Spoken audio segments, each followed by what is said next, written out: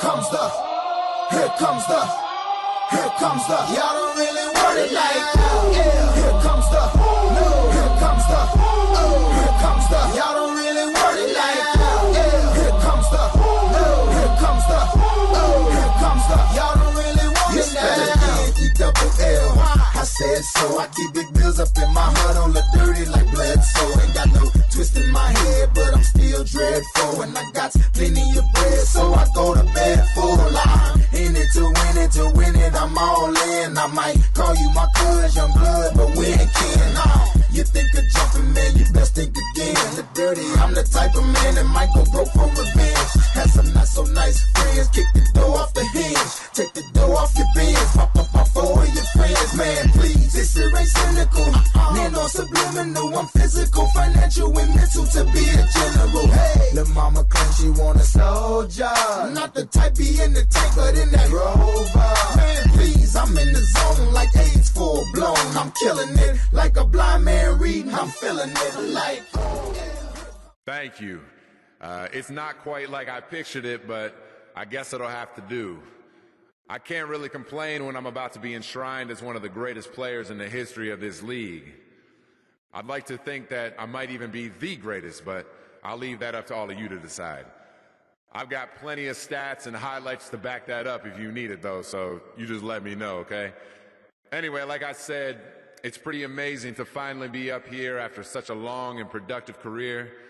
I had so many great moments that I'd like to relive, but I know that time is short, so I'll focus on a couple of my biggest takeaways from my time in the NBA. You never know when one of those turning points is going to occur that will change your life forever. I've had a couple of them in my life, but the one that sticks out the most for me right now happened early on in my career. I thought I was a stud right out of the gate. I was young, talented, and full of energy, and I felt like I could compete with anyone in the league. My numbers showed it too, or at least I was led to believe they did. People kept telling me I could be better though, that I was missing out on something, but I just wasn't getting it. So one day after a game where I dropped something like 40 points in a loss, I felt the overwhelming urge to sit down and reevaluate the priorities of my career. I suddenly understood that a few things were going to have to change if I ever wanted to be a winner in this league. I thought about guys like Bill Russell, who fought and sacrificed his entire career, all for the good of the team. He didn't care what his own numbers looked like, as long as the team was winning.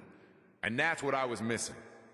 It didn't mean I couldn't get my points, but it wasn't until that moment that I finally saw the bigger picture and understood what being part of a team is really all about.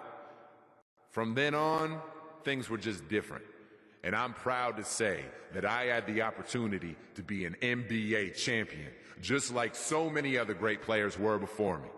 In closing, I want you all to know that my drive and competitive fire weren't the only things that made me great. Growing up playing ball with my older brothers pushed me at a young age and made me constantly strive to compete at a higher level. If I didn't have that experience, I might not have pushed myself so hard in the NBA. And that's why I've been more than willing to take care of them for all these years. They put me in a position to succeed, along with my parents. So thanks, guys, from your little bro. Now, Coach, don't think you can get out of here without me saying something about you. I remember mentioning plenty of things to the media in those press conferences back in the day that I'm sure you weren't too happy about. But I hope you know it all came from my deep desire to win, and you were certainly a part of doing that. To all my teammates, you were all witnesses just as much as I was, and hopefully most of you realized it before it was too late. And lastly, of course, thanks to the fans. You drove me to succeed as much as anyone else. And when I held up those trophies, they were for you just as much as they were for me.